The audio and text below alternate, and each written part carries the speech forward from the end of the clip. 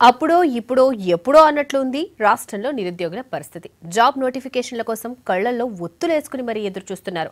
ఆశల పల్లకిలో ఊరేగుతూ సర్కార్ ప్రకటన కోసం కళ్ళు కాయలు కాచేలా ఎదురు చూస్తున్నారు.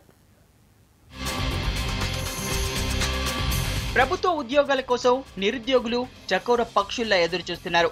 ఒకటి కాదు రెండు కాదు, వేలల్లో ఉద్యోగాలు ఊరించినట్లే ఊరించి అందకుండా ఉన్నాయి. ఉద్యోగ ప్రకటనలు ఎప్పుడు వెలువడతాయా అని కళ్ళు కాయలు చేసుకుని చూస్తున్నారు. త్వరలోనే నోటిఫికేషన్లు విడుదల చేస్తామన్న ప్రభుత్వ ప్రకటనలతో కోచింగ్ సెంటర్లకు పరుగులు తీస్తున్నారు నిరుద్యోగులు.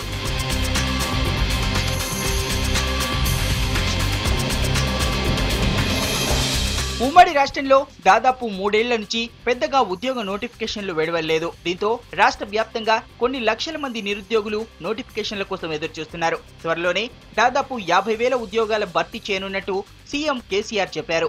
ఇందులో ఎక్కువగా టీపీఎస్సీ, డిఎస్సీ ద్వారా భర్తీ చేయనున్నారు. టీపీఎస్సీ ఏర్పాటు జరిగిపోయింది. కమిషనర్, సభ్యులను దసరా తర్వాత ఫైనలైజ్ చేయనుంది సర్కార్. ఆ తర్వాతే రిక్రూట్మెంట్ పై దృష్టి సారించనుంది టీపీఎస్సీ. నవంబర్ లోపు ఈ ప్రక్రియను పూర్తి చేయనున్నారు. దీంతో డిసెంబర్ లాస్ట్ వీక్ లో గ్రూప్ 1, గ్రూప్ 2, గ్రూప్ 4 పరీక్షలకు నోటిఫికేషన్లను జారీ చేసే అవకాశం ఉన్నట్టు తెలుస్తోంది.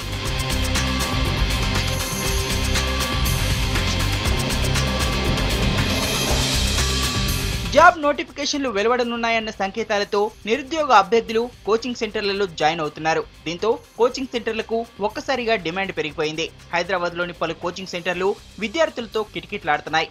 వేలు ఖర్చు పెట్టి ప్రిపేర్ అవుతున్నారు.